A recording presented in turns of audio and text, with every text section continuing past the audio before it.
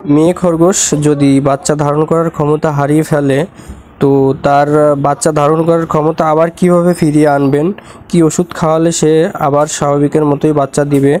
তো বন্ধুরা, এই বিষয় নিয়ে আলোচনা করব আজকে। তো ফুল ভিডিওটি স্কিপ না করে দেখতে থাকুন। আসসালামু আলাইকুম, র্যাবিট কিপিংয়ের আরও একটি নতুন এপিসোডে স্বাগতম আপনাদেরকে। তো আশা করি সকলেই ভালো আছেন। তো আল্লাহর রহমত এবং আপনাদের দোয়ায় আমিও ভালো আছি।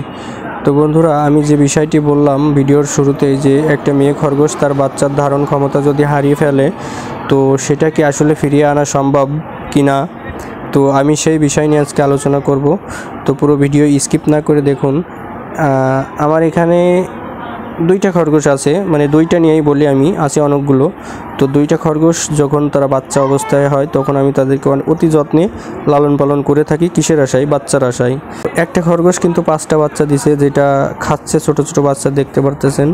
সেটা হচ্ছে যে মাথায় লাল চিহ্ন দেওয়া এইটা, আর তার পাশে যেইটা আছে যেইটা, এরা দুইটা কিন্তু একই বয়সের। তো এইটা বাচ্চা দিছে আর ওইটা কিন্তু দুইবার মানে মিটিং করছে, তারপরেও কিন্তু সে বাচ্চা দেয়নি। মানে মিটিং করার 15 দিন পরেই কিন্তু সে রক্ত প্রস্রাব করে দেয়। মানে তার বাচ্চাটা ভিতরে থাকে না, সে রাখতে পারে না। তার স্বাস্থ্যও কিন্তু অনেক ভালো।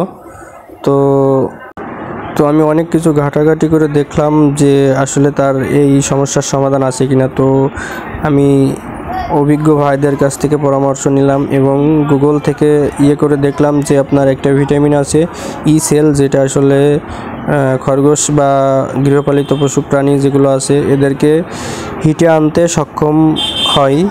তো ই সেল এটা আসলে একটা ভিটামিন। তো আমি এদের উপরে ট্রাই করব এখন।